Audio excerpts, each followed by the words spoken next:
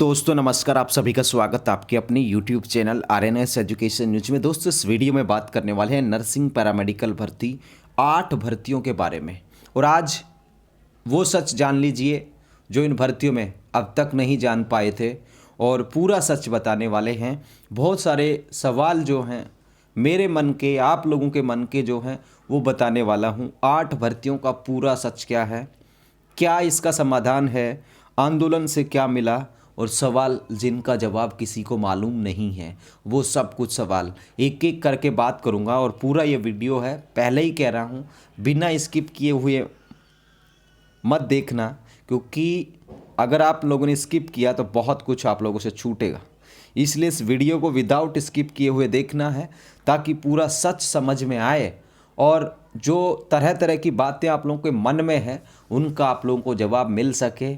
और मेरी सलाह क्या होगी, ये वीडियो के अंत में तमाम चीज़ों पर चर्चा करूंगा। चिकित्सा मंत्री जी के मंशा पर, सीएम भजन लाल शर्मा की मंशा पर या पूरी सरकार की मंशा पर, और क्या कुछ चीज़ें हैं, क्या कुछ कमियां हैं, क्या कुछ आप लोगों के प्लस पॉइंट हैं, वो सब कुछ इस वीडियो में जान लीजिए। आज बहुत दिनों से कसमकस हो रहा था कि यार बताया जाए बच्चों को क्या कुछ कहानी है, और किसी को अच्छा लगे वीडियो तो मुझे लगता है कि शेयर कर देना, और अच्छा नहीं भी लगता है तो शेयर चाहे मत करना, चाहे लाइक भी मत करना, लेकिन सच सुन लीजिए। ठीक है साथियों, सबसे पहली बात तो ये देखिए कहाँ फंसा है पेच, किस भर्ती में कहाँ पर चीज़ें रुकी हुई हैं, अभी तक अभी नियुक्ति क्यों नहीं हो सकती। तो सबसे पहली बात तो मैं बता दूं दोस्तों, जितनी भी प्रोविजनल सूची आई थी, 7 प्रोविजनल सूची, उनमें बदलाव होगा। किस लिए होगा? क्योंकि काफ़ी सारे ऐसे अभ्यर्थी थे जिनका हाई परसेंट था, उनको इसमें शामिल नहीं किया गया। सिफू की गलती कहें, चिकित्सा विभाग की गलती कहें, जिनको यानी कि परिवेदना जिन्होंने लगाई थी, तो हाई परसेंट के बच्चे थे। अगर वो जब ऐड होंगे तो निश्चित तौर पर प्रोविजनल सूची जो है बदलेगी। प्रोविजनल सूची बदलने में दूसरा कारण ये भी है बदलाव का कि काफ़ी ऐसी भर्तियां हैं, जैसे नर्सिंग ऑफिसर को आप ले लीजिए, अभी भी प्रोविजनल सूची में कुछ ऐसे अभ्यर्थी शामिल हैं जिनको बोनस अंक दिए गए हैं, वो उसके हकदार नहीं थे, उसके बावजूद उसके भी उनको प्रोविजनल सूची में बोनस अंक दे करके उनका चयन किया गया अंतरिम रूप से। तो ऐसे में अगर वो लोग निकलते हैं बाहर तो निश्चित तौर पर उसमें भी बदलाव होगा। ये सबसे बड़ी वजह है प्रोविजनल सूची में। आप लोग दूसरी भर्तियों की प्रोविजनल सूची ले लीजिए, ठीक है, तो उनमें बदलाव होना संभव है प्रोविजनल सूची में, तो ये एक बड़ी वजह है। ठीक है, प्रोविजनल सूचियों में बदलाव होगा निश्चित तौर पर, नर्सिंग ऑफिसर में तो होने जा रहा है। ठीक है, इसमें कोई किंतु परंतु नहीं है। दूसरी बात दोस्तों जो है न्यायिक प्रकरण, कोर्ट केसेज।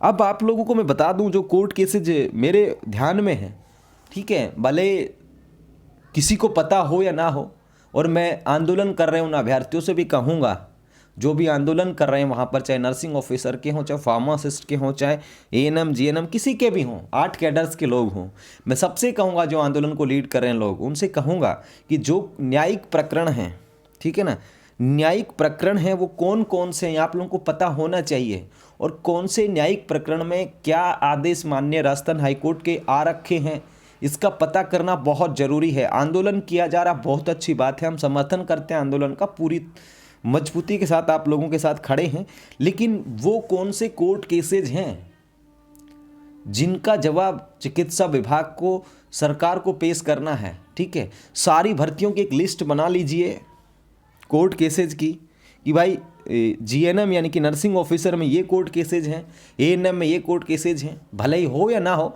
ये पता करना आप लोगों की जिम्मेदारी है कि कौन सी भर्ती में कौन से कोर्ट केसेज लगे हैं और उनमें माननीय न्यायालय के आदेश क्या हो रखे हैं। न्यायिक प्रकरण, ठीक है, जब तक न्यायिक प्रकरण अगर हल नहीं हो जाते तब तक ये चीज़ें उलझती रहेंगी।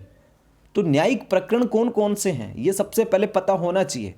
नर्सिंग ऑफिसर में मैं बात करूं तो 16 नवंबर को जो आदेश आया था उसका न्यायिक प्रकरण है, सीएचओ के बोनस का मामला है, इसके अलावा एक और मामला है, ठीक है, भरतपुर में कुछ अभ्यर्थी लगाए गए थे कोविड के टाइम पे, फिर 10-15 दिन बाद उनको हटा दिया था, वो भी प्रकरण है।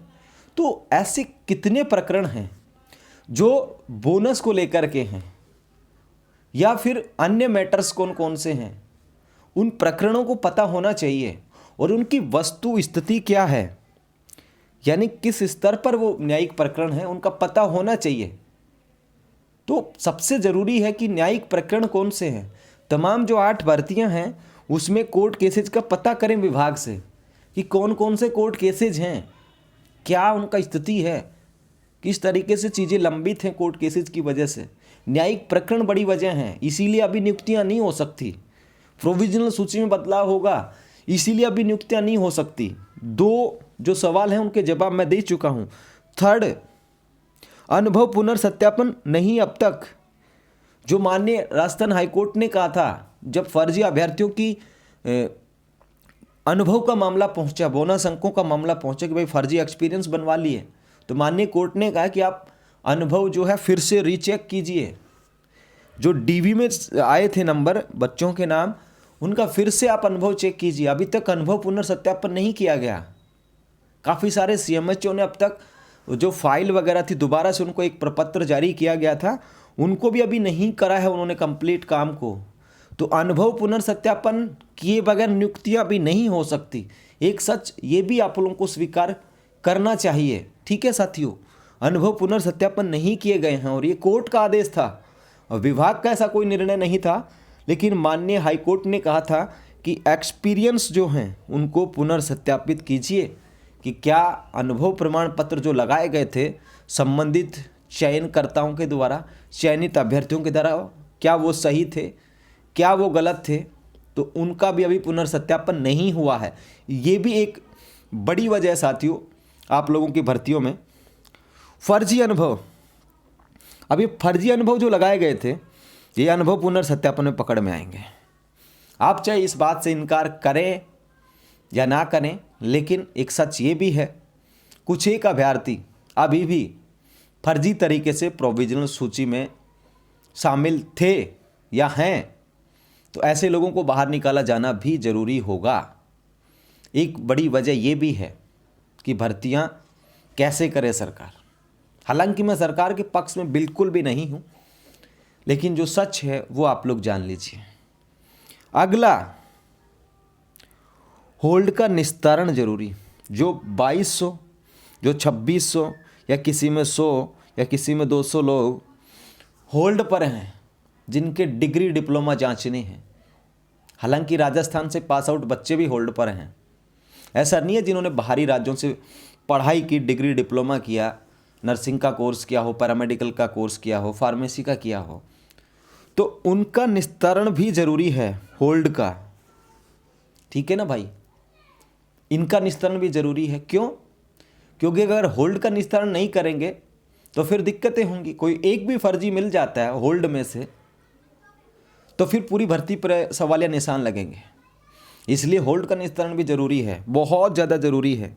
भाई चेक कर लीजिए, आपको कोई गलत लगता है तो हटा दीजिए, लेकिन अब तक होल्ड को भी जांचा नहीं गया है। तो एक बड़ी वजह ये भी है नियुक्ति नहीं होने के पीछे, वो जो कारण हैं वो बता रहा हूँ आप लोगों को। दूसरा सबसे ज़्यादा सवाल जो मन में आता है, बहुत सारे बच्चों को आता है, ये कि जो होल्ड में नहीं है उनको नियुक्ति दे दी जाए। काफ़ी सारे लोग लिखते हैं, तो क्यों नहीं मिल सकती नियुक्ति? जो बिना होल्ड के हैं उनको नियुक्ति क्यों नहीं मिल सकती? मैं वजह ऊपर भी बता चुका हूँ, प्रोविजनल लिस्टों में बदलाव होगा। ठीक है भाई, और अगर जो होल्ड में नहीं है और जो सही है बिल्कुल, अगर उनको नियुक्ति दे दी, कट ऑफ अंक चेंज होंगे। ठीक है, कैसे दे दी जाए नियुक्ति? संभव ही नहीं है। जो होल्ड में नहीं है, जिनका सब कुछ ठीक है, उनको नियुक्ति दिया जाना संभव ही नहीं है। क्योंकि कारण ये है कि जो होल्ड वाले बच्चे हैं, एक्सपीरियंस पुनर्सत्यापन है या कोर्ट केसेज हैं या परिवेदना वाले बच्चे जिनके हाई परसेंटेज थे, जो अंदर आएंगे लिस्ट के अंदर, तो ये 3-4 चीज़ें हैं जिनकी वजह से जो होल्ड नहीं है उनको नियुक्ति का कोई रास्ता नहीं है, कोई भी रास्ता कि भाई हम तो होल्ड नहीं, हमको तो नियुक्तियां दे दी। हो ही नहीं सकता। क्यों नहीं हो सकता? क्योंकि परिवेदना के बाद जिन बच्चों की हाई परसेंट थे वो लिस्ट में आएंगे। और जब मान लीजिए 6400 लोग मान लीजिए हैं, या किसी भर्ती में आप एएनएम का उदाहरण ले लीजिए, मान लीजिए 2600 एएनएम मान लो होल्ड पे हैं, 2400 ये हैं, 4847 पद थे मान लीजिए जिसमें, और 4847 की लिस्ट है। अब तो आप तो कहोगे कि भाई जो होल्ड नहीं है उनको नियुक्ति दे दो। टोटल इन्होंने सीटें कितनी भर ली? 4847 होल्ड और जो सही थे उनको। अब मान लो परिवेदना वाली लड़कियां मान लो 200 हों एएनएम में, वो 200 कहाँ जाएंगी भाई? वो तो 4800 के पार हो जाएंगी ना। इसलिए जो होल्ड नहीं है उनकी नियुक्ति संभव ही नहीं है बगैर ये चीज़ें किए बगैर, ठीक है। तब ये मन में सवाल मिटा दो कि जो होल्ड नहीं है उनको नियुक्ति दे दो, ठीक है ना। बहुत दिनों से नहीं बोल पा रहा था मैं, तो आज सुन लीजिए जवाब। नहीं है किसी भी टेक्निकली तौर पर संभव नहीं है, जो होल्ड नहीं है उनकी नियुक्ति नहीं होगी, मतलब, ठीक है। चाहे कुछ भी मर्जी आप लोग कर लीजिए, क्योंकि इसमें सबसे बड़ी वजह जो परिवेदना के बच्चे हैं, जो कोर्ट केसेस से जो इस भर्तियों में शामिल होंगे, उन बच्चों का क्या होगा। इसलिए नहीं दी जा सकती जो होल्ड नहीं है उनको नियुक्ति, ठीक है। अगला सवाल देखिए आप लोग, फार्मासिस्ट भर्ती फर्जी रजिस्ट्रेशन डिग्री डिप्लोमा जांच नहीं। अब देखिए फार्मासिस्ट एकमात्र ऐसी भर्ती है जिसकी प्रोविजनल सूची नहीं आई। अब इसमें क्या है कि फार्मेसी काउंसिल हो तो उनका विवाद चल रहा था, आप लोगों ने देखा होगा। तो अभी तक इनकी जांच की गई है नहीं की गई है कोई अता पता नहीं है, ठीक है। तो फार्मासिस्ट के अभ्यर्थियों को भी चाहिए कि वो इस भर्ती की जो वस्तु स्थिति है कि इसमें अभी तक डिग्री डिप्लोमा जांचे गए हैं नहीं गए हैं, तो अगर नहीं जांचे गए हैं तो एक मांग ये भी रखनी चाहिए कि डिग्री डिप्लोमा जांचना चाहिए जल्द से जल्द, ताकि क्लियर हो सके वैकेंसी, ठीक है ना साथियों। बाकी बातें करने के लिए बहुत हैं, आंदोलन कर रहे हो आप, बहुत अच्छा कर रहे हो, मैं समर्थन कर रहा हूँ, आप लोग हमारे साथ खड़े हैं, हम आप लोगों के साथ खड़े हैं, लेकिन ये भी पता होना चाहिए, ठीक है साथियों। अगला जो है आंदोलन से क्या मिला, बहुत सारे लोगों के मन में सवाल होगा जो घर बैठे वीर हैं, जो घर पर आराम से सुस्ता रहे हैं। सर्दी निकल गई आखिरकार, ठीक है, थोड़ा थोड़ा मौसम सुहावना होने लगा है, बसंत का मौसम आने लगा है, ठीक है। तो उस बसंती मौसम जो सर्दियों में कड़कड़ाती ठंड में जो शुरू हुआ आंदोलन, बसंत में प्रवेश कर गया है। आंदोलन से क्या मिला? आंदोलन से आप लोगों को 2-3 चीज़ें मिली हैं। सबसे पहली बात तो आंदोलन से क्या हासिल हुआ कि आप लोगों को सच पता चल गया कि इन 8 भर्तियों का सच क्या है। नहीं तो यही सोच रहे थे कि जनवरी में नियुक्ति दे देगी सरकार, फरवरी में दे देगी, ऐसे कर देंगे ऐसे कर देंगे। आंदोलन से ये पता चल गया कि आखिर दिक्कत कहाँ पर है। दूसरी बात आंदोलन से ये हो गया, जो आप लोगों के मन में डर शंका थी कि भर्तियां निरस्त ना कर दे, रद्द ना कर दें, तो चिकित्सा मंत्री और एसीएस मैडम से जो वार्ता हुई उसमें साफ कर दिया गया चिकित्सा विभाग की तरफ से कि हम ना तो भर्ती रद्द करेंगे ना हम पद कम करेंगे। तो आंदोलन से जो सबसे बड़ी चीज़ मिली वो ये मिली, और आंदोलन जैसे जैसे आगे जारी रहता है तो मुझे लगता है कि और बहुत कुछ हासिल होगा, ठीक है साथियों।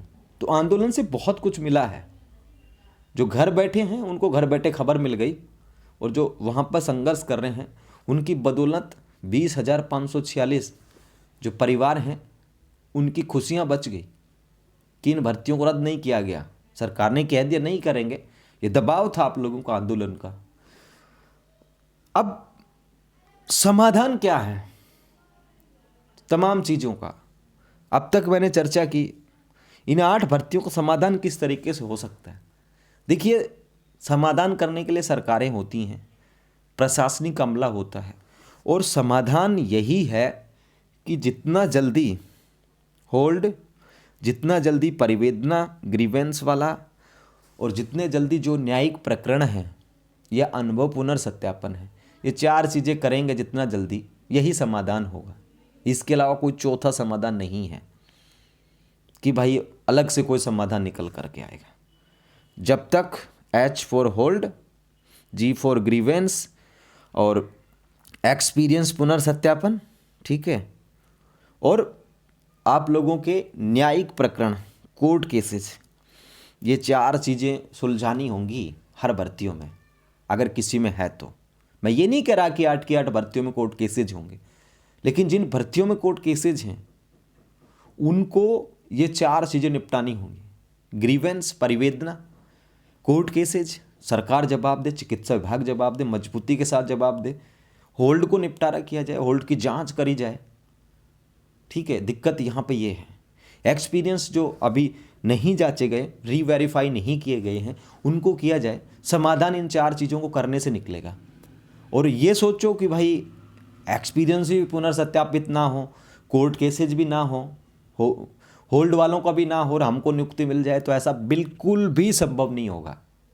चाहे धरना 6 साल चला लो, नहीं होगा, क्योंकि काम करने से ही बात बनेगी। होल्ड को निस्तारित करा जाए, ग्रीवेंस निपटाई जाए, कोर्ट केसेस निपटाए जाएं, तब जाकर के चीज़ें आसान होंगी। और ये जब तक चीज़ें नहीं सुलझ जाती तब तक नियुक्ति भी नहीं हो सकती। ठीक है भाई। अगला देखिए, मेरी सलाह मैं बाद में बताऊंगा, उससे पहले सीएम भजनलाल शर्मा का बयान आप लोगों ने सुना होगा। उन्होंने सीधा कहा कि अगर आपको दे देंगे तो वो लोग कहाँ जाएंगे, होल्ड वाले, ये वाले, वो सुना होगा। तो कहीं ना कहीं सरकार ये चाहती है कि हम पूरी की पूरी जो भर्तियां हैं एक साथ पूरा करें, कंप्लीटली एक मोड में करें। सरकार ये आधी अधूरी नियुक्तियां नहीं चाहती, और आधी अधूरी नियुक्तियां संभव है भी नहीं, टेक्निकली नहीं संभव है। क्यों संभव नहीं है? मान लो यार 6400 लोग हैं किसी भर्ती में, सही हैं बिल्कुल, उनको तो नियुक्तियां मिल गई, अब उसमें कोई फर्जी भी लग गया, क्या पता उसने का एक्सपीरियंस सही था या नहीं था, वो एक बार ज्वाइन कर लेगा तो उसके हाथ में तो लॉटरी लग गई, किसी फर्जी ने ज्वाइन कर लिया तो टेक्निकली संभव नहीं है कि भाई जो होल्ड नहीं है उनको नियुक्ति दे दो। मैं बता चुका हूँ पहले भी वीडियो में, इसी वीडियो में। तो सरकार ये चाहती है कि सारी चीज़ें एक साथ सॉर्ट आउट करी जाए। चिकित्सा मंत्री जो हैं, श्रीमान चिकित्सा मंत्री जो हैं, वो यही चाहते हैं कि उनको मैन पावर मिले। आप लोगों ने सुना होगा कि मैन पावर मैं चाहता हूँ, मैं तो चाहता हूँ जल्द भर्तियाँ पूरी हो। आप लोगों ने तमाम चीज़ें सुनी होंगी चिकित्सा मंत्री जी से। तो चिकित्सा मंत्री जी भी चाहते हैं कि भर्तियाँ पूरी हो, लेकिन सरकार, चिकित्सा मंत्री और विभाग, इन तीनों की एक मंशा है। और मंशा क्या है दोस्तों? सबसे बड़ी बात है कोर्ट इश्यूज। ठीक है, जब तक कोर्ट इश्यूज यहाँ पर सॉर्ट आउट नहीं होंगे तब तक नियुक्तियाँ भी नहीं होंगी। सरकार चाहती है कि भर्तियाँ आगे जाकर के ना उलझें, कोई एक भी फर्जी ना लगे। इस वजह से सरकार की मंशा बिल्कुल साफ है। हाँ, हालांकि आप लोगों को संदेह हो सकता है सरकार की मंशा पर, डाउट हो सकता है कि सरकार क्या करेगी, लेकिन जितना हम समझ पा रहे हैं, जितना समझते हैं, उनके भी आप पर बता रहे हैं कि सरकार जो है या सीएम जो हैं वो चाहते हैं कि भर्तियां एक साथ हम कंप्लीट करें। कुछ छोटे कैडर्स जो हैं उनकी नियुक्तियां की जा सकती हैं, उनमें कोई दिक्कत नहीं है, लेकिन उनके लिए भी चिकित्सा विभाग को टाइमिंग चाहिए। हाँ, ये बात सच है कि सिफू हो चाहे चिकित्सा विभाग हो, ये उदासीन तो जरूर है, लापरवाह जरूर है। लेकिन दोस्तों, जैसे समय मिला, अक्टूबर में जब 7 भर्तियों की प्रोविजनल लिस्ट आई और उसके बाद पूरा अक्टूबर का महीना मिला, नवंबर का महीना मिला, तो लोगों को कोर्ट केसेज लगाने के लिए समय मिल गया, टाइम मिल गया, और उस वजह से न्यायिक प्रकरण जो है बढ़ गए। काफ़ी सारे केसेज हैं भर्तियों को लेकर के। अब जब तक उन केसेज को नहीं निपटारा किया जाता तब तक ये सोच लीजिए कि कुछ नहीं करा जा सकता। अब कोर्ट केसेज मान लो मुझे 3 का पता हो सकता है, 4 का पता हो सकता है, लेकिन कौन से ऐसे कोर्ट केसेज हैं जो सरकार को भी डरा रहे हैं, या सरकार भी जिनसे डर रही है, फूक फूक कर कदम रख रही है, चिकित्सा विभाग कदम रख रहा है, तो वो प्रकरण पता होना चाहिए 8 भर्तियों का। मैं ये भी नहीं कह रहा कि 8 की 8 भर्तियों में केस लगे होंगे, लेकिन जिन भर्तियों में कोर्ट केसेज का इश्यू है उसको सॉर्ट आउट किया जाना चाहिए। जो आंदोलन कर रहे हैं अभ्यर्थी, उनसे मेरा यही सजेशन है, सलाह है उनको कि आप लोग एक बार उन कोर्ट केसेज का पता करें और उन कोर्ट केसेज में किस तरीके की स्थिति है वो भी पता करें, और उसके लिए सरकार पर दबाव बनाने की कोशिश करें, चिकित्सा विभाग पर दबाव बनाने की कोशिश करें कि जो कोर्ट केसेज है ना उसका निपटारा भी साथ के साथ होता रहे। क्योंकि सरकार ने अब एजी की नियुक्ति कर दी है, महाधिवक्ता बना दिया है। तो जब महाधिवक्ता बन गए हैं तो सरकार अर्ली हियरिंग के एफिडेविट लगाए। मान लीजिए कोई केस लगा हुआ है किसी भर्ती में, मान लो मार्च में हियरिंग है, एजी बन गया, आप लोगों की भर्ती का मान लो केस है, तो अर्ली एप्लीकेशन लगाई जाए माननीय न्यायालय में उसका जवाब पेश करने के लिए, ताकि वो केस फरवरी में सुना जा सके। तो ये चीज़ें तो आप लोगों को करनी होंगी। जो आंदोलन कर रहे हैं अभ्यर्थी, उनको ये समझना होगा कि कौन कौन से ऐसे कोर्ट इश्यूज हैं, कौन कौन से ऐसे केसेज हैं जिनका निपटारा हमको, आप लोगों को करवाना चाहिए, मिल करके करवाना चाहिए, चिकित्सा विभाग पर दबाव बना करके करवाना चाहिए। ठीक है साथियों, सरकार की मंशा बिल्कुल साफ है, सरकार आधा अधूरा काम नहीं करेगी। जैसा कि सीएम भजनलाल शर्मा का बयान सुना होगा, भरतपुर में क्या कुछ कहा था उन्होंने, बिल्कुल चीज़ें साफ कर दी थी उन्होंने। चिकित्सा मंत्री को आप लोग सुन ही चुके हैं, और तमाम वो बातें सब जो आप लोगों के सामने हैं। और नियुक्ति कब तक होगी, ये बड़ा सवाल है। मेरे अकॉर्डिंग मुझे नहीं लगता कि लोकसभा चुनाव से पहले कुछ होगा, ठीक है। इससे पहले जवाब भी मेरा यही था, लेकिन आज पूरा जवाब यही है। जब तक ये इश्यूज सॉर्ट आउट नहीं होंगे, अब ये इश्यूज अगर सॉर्ट आउट कर लिए जाते हैं कितने दिनों के अंदर, आज 9 फरवरी है, ठीक है भाई, आज से आचार संहिता के अगर पिछली बार की डेट को मानूं मैं तो 29 दिन का वक्त बचा है। कितना? 29 दिन का, क्योंकि फरवरी कितने दिन की है? 29 की है। एक दिन कम कर लो और 10 दिन वो मार्च के 9 दिन ही लगा लो, तो आप लगा लो 29 दिन बचे हैं। अब आपको लगता है कि 29 दिन में कोर्ट केसेज भी निपटा लिए जाएंगे, 29 दिन में परिवेदना भी निपटा ली जाएंगी, 29 दिन में होल्ड का भी इशू निपटा लिया जाएगा, ठीक है, यह तमाम चीज़ें सॉर्ट आउट कर ली जाएंगी, अनुभव पुनर्सत्यापन भी कर लिए जाएंगे। मुझे तो नहीं लगता कर लिए जाएंगे। और अगर दबाव होगा, दबाव बनता है लोगों की संख्या से, 20,546 लोगों की संख्या से, वो दबाव कहीं पर बनता हुआ नज़र नहीं आ रहा। जिस दिन ज़्यादा संख्या होती है उस दिन आपकी वार्ता हो गई थी चिकित्सा मंत्री जी से, एसीएस मैडम से। तो दिक्कत यहाँ पर ये है कि अब 29 दिन का समय बचा आचार संहिता में। अगर पिछली डेट को मैं मानूँ, 10 मार्च को मैं मानूँ, तो अब 29 दिन में अनुभव पुनर्सत्यापन करने, ये तमाम चीज़ें करना असंभव सा लगता है मेरे अनुसार। तो फिर ये चीज़ें चली जाएंगी लोकसभा चुनाव की बाद, मई तक आप लोग मान के चलिए, मई के बाद चीज़ें फिर से शुरू होंगी। तो कुल मिलाकर के बात यह है, ऐसे इश्यूज हैं, टेक्निकली पॉइंट हैं इन भर्तियों में कि इन चुनावों से पहले पूरा होना असंभव है, 10 मार्च से पहले असंभव है। हाँ, कुछ कैडर्स जो हैं, ईसीजी हुआ, डेंटल हुआ, ऑप्थेलमिक हुआ, इनकी हो सकती हैं, लेकिन नर्सिंग ऑफिसर हुआ, फार्मासिस्ट हुआ, लैब टेक्नीशियन हुआ या रेडियोग्राफर हुआ, 5 जो बड़ी भर्तियां हैं, इनमें मुझे लगता है कि अनुभव पुनर्सत्यापन किए बगैर, परिवेदना का निस्तारण किए बगैर, होल्ड का निस्तारण किए बगैर, या कोर्ट केसेज अगर किसी भर्ती में है, इन 5 बड़ी भर्तियों में से, तब तक चीज़ें संभव नहीं है। धरने से ये मिल रहा है कि धरने से आप लोगों का दबाव बन रहा है, धरने से जो हासिल हो रहा है वो चीज़ें ये हैं कि सरकार पर दबाव है, इस बात का दबाव है कि बच्चे नियुक्ति के लिए मांग कर रहे हैं, तो वो डिनाई नहीं करेंगे आप लोगों की मांग को, उन्हें पता है ये बैठे रहेंगे, ठीक है। तो धरने से बहुत कुछ हासिल हो रहा है, लेकिन सबसे ज़्यादा ज़रूरी है कोर्ट केसेज की जानकारी प्राप्त करना, और उन कोर्ट केसेज की जो जानकारी है उसको साझा करना, ठीक है, ये सबसे ज़्यादा ज़रूरी है। क्योंकि बाकी सारी चीज़ें सॉर्ट आउट हो सकती हैं, अनुभव पुनर्सत्यापन भी हो सकते हैं, परिवेदना भी निस्तारित हो सकती हैं, होल्ड भी हो सकता है, लेकिन अगर कोर्ट में इश्यूज हैं, कोर्ट केसेज में, माननीय हाई कोर्ट में, तो उन केसेज का कोई समय तय नहीं होता कि कब तक निपटेंगे। इसलिए सबसे ज़्यादा ज़रूरी है इन तमाम भर्तियों में कोर्ट इश्यूज हैं, उनको आप लोग ढूंढिए, पता करिए विभाग से, और फिर उनके समाधान की कोशिश कीजिए सरकार से, ठीक है साथियों। मेरी सलाह क्या है वो सुन लीजिए। मेरी सलाह मैं यही कहूँगा कि देखिए, धरना प्रदर्शन आपका कॉन्स्टिट्यूशनल राइट है, संवैधानिक अधिकार है। आप लोग कब तक धरना करते हैं ये आपकी मर्जी पर निर्भर करता है। हमसे जो बन पाएगा हम कर रहे हैं आप लोगों के लिए, चाहे सोशल मीडिया हो, चाहे किसी भी तरीके से हो, हम पूरी कोशिश कर रहे हैं।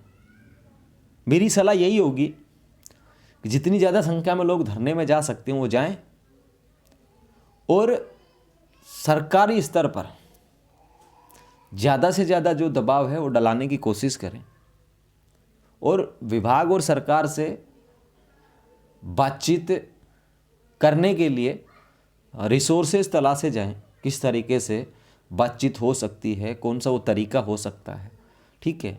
और मेरी सलाह में तो मैं यही कहूँगा कि कोर्ट केसेज और जितने भी इश्यूज हैं जो इनको पूरे करने हैं उनको जल्द से जल्द निस्तारित करवाया जाए, ताकि उसके बाद चीज़ें हो सकें, ठीक है साथियों। सरकार की मंशा बिल्कुल साफ़ है, सबकी मंशा बिल्कुल साफ़ है। और दोस्तों, सबसे बड़ी बात यह है गवर्नमेंट चाहे सब कुछ बहुत जल्द कर सकती है, ठीक है ना, 100 बातों की एक बात, लेकिन जो टेक्निकली पॉइंट थे, जो वीक पॉइंट थे, वो मैंने बता दिए हैं क्या क्या थे और किस तरीके से चीज़ें नहीं हो सकती फ़िलहाल की स्थिति को देखते हुए। ये मेरा अपना व्यू है, आप क्या सोचते हैं ज़रूर कमेंट बॉक्स में लिख सकते हैं। और ये जो विश्लेषण है इन तमाम 8 भर्तियों को लेकर के, ये आपको कैसा लगा ये भी आप लोग बता सकते हैं। साथ ही कौन कौन से कोर्ट इश्यूज हैं किस भर्ती में, तो वो भी आप लोग कमेंट बॉक्स में लिख सकते हैं। तो ये जानकारी है साथियों आप सभी के लिए कि इस वीडियो को शेयर कर देना और इस वीडियो को बड़े ध्यान से सुनना, जो मैंने चीज़ें बताई हैं उनको। धन्यवाद दोस्तों, फिलहाल के लिए इस वीडियो में इतना ही। जय हिंद, जय भारत।